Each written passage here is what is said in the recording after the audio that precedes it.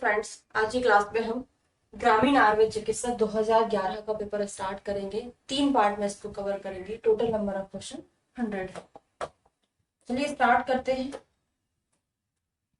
चरक के मतानुसार गुण के आधार पर विवक्षी के कितने भेद होते हैं? तो विवक्षी 3 प्रकार के बताए हैं चरक जी ने विमान स्थान के 8वें चैप्टर में। कौन कौन सा होता है? प्रवर, प्रत्यवर और अवर। जो प्रवर होता है सबसे ज्यादा श्रेष्ठ होता है, प्रत्यवर उससे कम, और अवर जो होता है, अवर नहीं है, सम है। सम, प्रवर, प्रत्यवर और सम 3 प्रकार के होते हैं।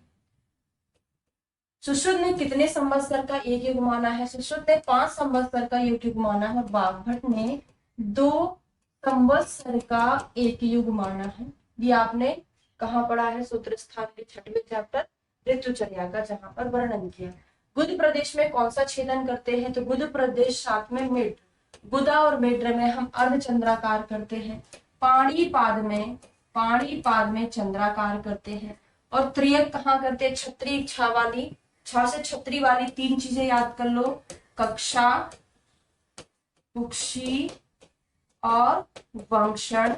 बाकी पूरा चेहरे वाला क्या क्या? ललाट हो गया, गंड है, ओष्ठ है, भ्रू है, शंख प्रदेश है, जो जो भी पूरे चेहरे में आता है वहां पे भी तिरछा करता है, त्रियक करते हैं। निम्न में से कौन सा एक पायना में प्रयोग किया जाता है? तो पायना 3 प्रकार की होती है। किस लिए करते हैं? शस्त्र की धार को तीक्ष्ण करने के लिए किया जाता है। तेल पायना होती है, उदक पायना होती है और क्षार पायना होती है। तेल पायना सिरावेदन, स्नायु छेदन के लिए करते हैं। सिरावेदन, स्नायु छेदन कैसे याद कराया था मैंने आपको? तेल सिर में लगाते हो। उदक पायना मांस उदक याद कराया था आपको। मांस उदक, मांस मतलब मांस के, उदक मतलब उदक पायना, और मांस के किसके लिए? छेदन भेदन पाटनेसु। छेदन भेदन पाटनेसु, छेदन भेदन पाटन के लिए मांस में करते हैं हम। किसके लिए? उदक पायना। और क्षार पायना में अस्थि छेदन के लिए इसका यूज करते हैं। अस्थि छेदन, क्षार पायना। तो पायना कितनी होती है, क्या क्या करते हैं, सभी कुछ हो गया। चरक के अनुसार अर्श में अधिष्ठान क्या होता है? तो ममता याद कराया था मैंने आपको। ममता चरक का है और सुश्रुत का क्या है? माता। मांस और त्वचा सुश्रुत का, मांस, मेद और त्वचा, मांस, मेद और त्वचा किसका हो जाएगा? चरक का हो जाएगा। पक्व स्थान बड़ा होने पर पूर्ण निर्हरणार्थ दूसरा छेदन भेदन कितनी दूरी के अंतराल पर करना चाहिए? सुश्रुत में बड़ा पढ़ा है आपने, बहुत ज्यादा पूछा जाता है। 2 या 3 अंगुल की दूरी पर हमको फिर से भेदन करना चाहिए। बागभट्ट के अनुसार अपक्व अजगल्लिका की चिकित्सा में किसके द्वारा रक्त मोक्षण कराते हैं? तो छेदन कर्म करते तुम्बी, सिरावेद या जलौका। अजगल्लिका में हम जलौका के द्वारा रक्त मोक्षण करते जब वो अपक्व अवस्था में होती है। सुश्रुत ने निम्नलिखित में से कौन सा भग्न कृच्छ्रसाध्य बताया है? बाकी के कपाल, जघनास्थि, कटी भग्न जो है ये भग्न असाध्य होते हैं, है ना। और छिन्न भग्न जो है कष्ट साध्य होता है। इसके साथ पूरा कष्ट साध्य का एक फॉर्मूला याद कर लेते हैं। चूना छुआने में अति मजा आता है और बाद में कष्ट भी होता है। मतलब आपने दोस्त को चूना लगाया, आपको बहुत मजा आ गया, फिर आपको बाद में कष्ट हो गया कि मैंने अपने दोस्त को चूना लगा दिया। तो चूना से हो जाएगा चूर्णित, छुआने से हो जाएगा छिन्न, अति से होगा अतिपातित, मजा से होगा मज्जानुगत, और बस ठीक है, कष्ट से हो जाएगा कष्ट से। तो चूर्णित, छिन्न, अतिपातित, मज्जानुगत कष्ट साध्य होते हैं। ठीक है, ये छिन्न कष्ट साध्य है।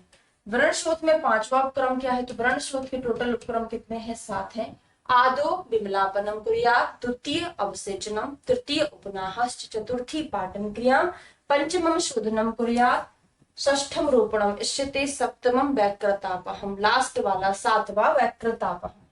सुश्रुत ने कर्ण रोगों की संख्या कितनी बताई है? तो हमने एक कोड बनाया था क्लास में, मेरा शुभ योग कितना है? 28 है। तो मेरा से माधव, सु से सुश्रुत, भा से भा प्रकाश, योग से हो जाएगा योग रत्नाकर, सभी के कितने हैं? 28 है। बागवट दैट मीन्स अष्टांग हृदय के कितने हैं 25, 3 कम कर दिए अष्टांग हृदय ने। और शारंगधर का पूरा ENT कितना है 18। ई फॉर आई नहीं है, ईयर है।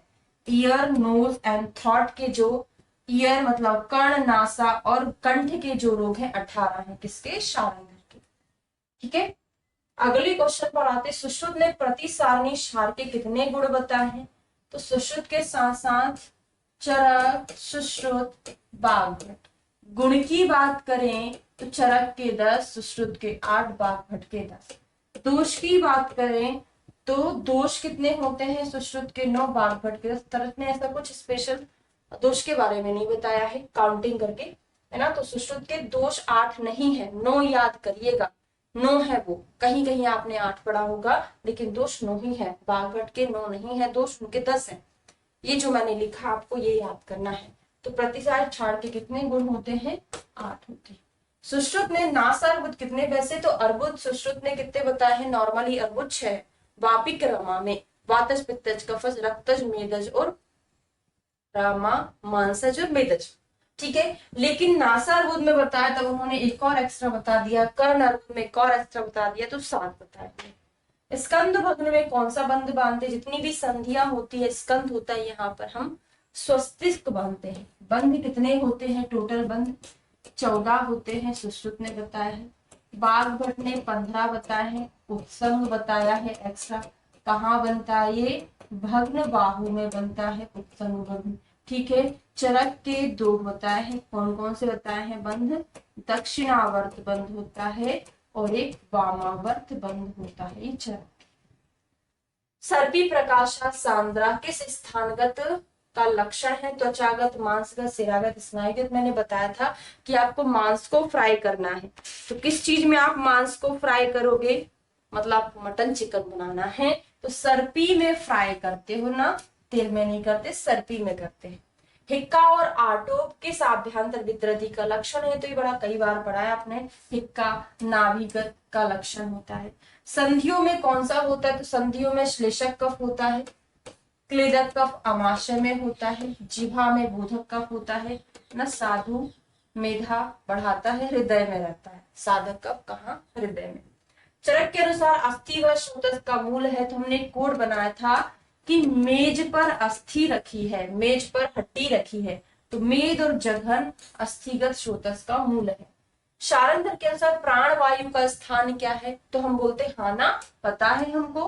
हाना मतलब हृदय फर्स्ट प्रायोरिटी आपको देना है प्राण वायु के स्थान की, सेकंड नाभि देना है।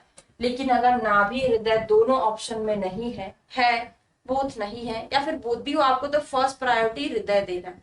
क्योंकि जब उन्होंने स्थान का वर्णन किया है प्राण वायु का, तब उन्होंने हृदय ही बोला, नाभि नहीं बोला। वो अलग से श्लोक आता नाभि स्था प्राण पवनो करके, वो अलग चीज है, तो हृदय है। श्रोतस की परिगणना सुश्रुत ने किसके अंतर्गत की है? कोष्ठ के अंतर्गत की है, षडंग के अंतर्गत की है, या कुष्ठांग या प्रत्यंग? तो श्रोतस जो है उन्होंने प्रत्यंग के अंतर्गत काउंट किया। आचार्य चरक ने शुद्ध सत्व, तो मानसिक प्रकृति हमने कितनी पढ़ी है इनकी? मानसिक 16 पढ़ी हुई है। काश्यप की जो है 18 होती है। इनमें सात्विक, राजस और तामस। सात्विक 7, राजस 6, तामस 3। अब क्या होता है, काश्यप ने इसमें 1 जोड़ दिया, इसमें 1 जोड़ दिया। सात्विक में कौन सा जोड़ा है? प्रजापत्य जोड़ा है। राजस में कौन सा जोड़ा है? याक्ष सत्व जोड़ा। इस प्रकार से उनकी 18 हो जाती, 78 नहीं है 18। ठीक है, तो शुद्ध सत्व, सा से सत्व, सा से 7, ता से तामस, ता से 3, राजस 6 हो जाती है। सिरा किस प्रकार का भाव है? तो जितने भी सॉफ्ट चीजें रहती है वो किसकी रहती है? मात्रज की रहती है। ठीक है, लेकिन जो सिरा है, धमनी बोलते हैं ना कि रक्त किसका है? पिता का है। रक्त पिता का नहीं है, रक्त माता का है। लेकिन जो रगे हैं, रगे मतलब धमनी और सिरा, वो किसकी होती? पिता की होती है। भाव कितने होते हैं? मात्रज 20, पित्तज 10, आत्मज 22, सत्वज 18, रसज 6 है, साथ में जो है 8 होते हैं।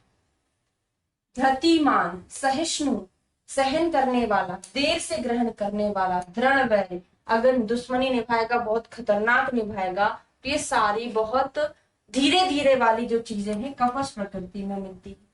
वीर्यम आरोग्यम बल वर्ण मेधाच्छा, आरोग्य प्रदान करना। तो आपने पढ़ा था कि अगर हम साथ में भोजन करेंगे तो हमारे शरीर को आरोग्यता मिलेगी, साथ में भोजन करने पर आरोग्यता मिलती है। ठीक है, अगले क्वेश्चन पर आते हैं। आचार्य चरक ने गर्भ रसादृशः किसके लिए कहा है?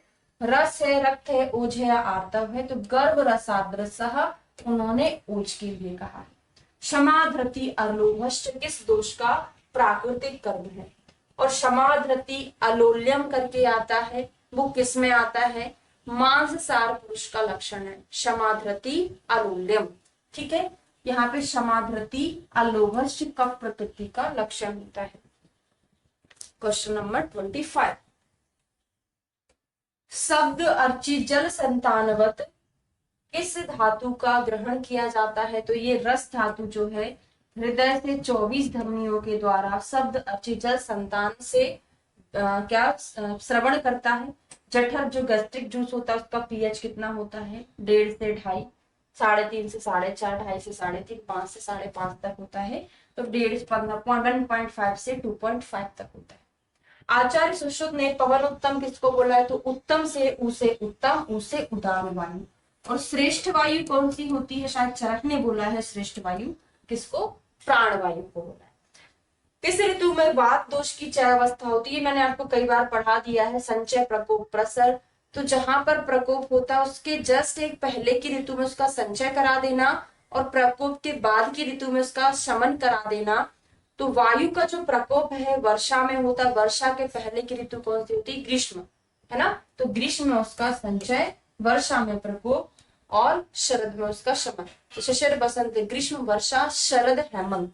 ठीक है, अधारणी वेग कितने होते हैं? 13 होते हैं। चरक के भी होते हैं, बाघभट्ट के होते हैं। चरक के उद्गार के स्थान पर बाघभट्ट का क्या है? कास है। और यहाँ पर हमसे पूछा था कौन सा अधारणी है? श्वास को धारण नहीं करना है, बाकी क्रोध, शोक, लोभ ये सब धारणी वेग होते हैं। बाघभट्ट के अनुसार उद्वर्तन दोषों पर क्या प्रभाव पड़ता है?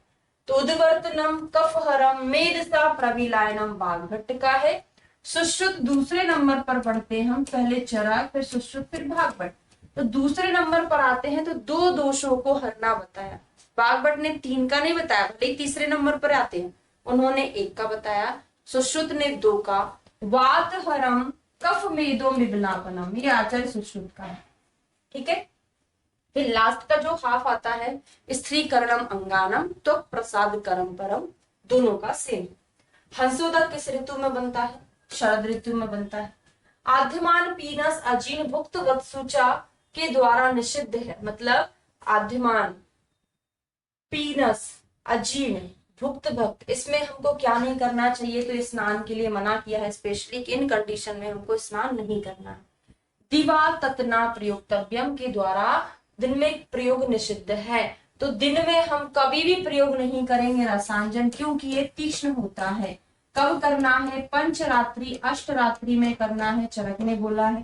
और बाघभट्ट ने बोला है 7 रात्रि में 1 बार करना है। और सौवीरांजन का जो प्रयोग है उसका प्रयोग हमको नित्य करना चाहिए। सारे क्वेश्चन पूछे हैं। प्रायोगिक धूमपान के कितने काल बताए हैं? तो प्रायोगिक धूमपान के 4 काल होते हैं। बाकी अलग से आप देखें कि दैनिक काल कितने होते हैं। प्रायोगिक के दैनिक काल 2 हैं। स्नैहिक का दैनिक मतलब एक दिन में कितनी बार? 1 ही देते हैं। और वैरिशनिक का कितना होता है? 3 से 4 बार। याद कराया था WHO ने अतिसार कब बोला? जब उसको 3 से 4 बार मोशन हो जाए। तो ये हमारा 35 क्वेश्चन सॉल्व हो गए हैं। अब इसको नेक्स्ट में कंप्लीट करेंगे। Thank you.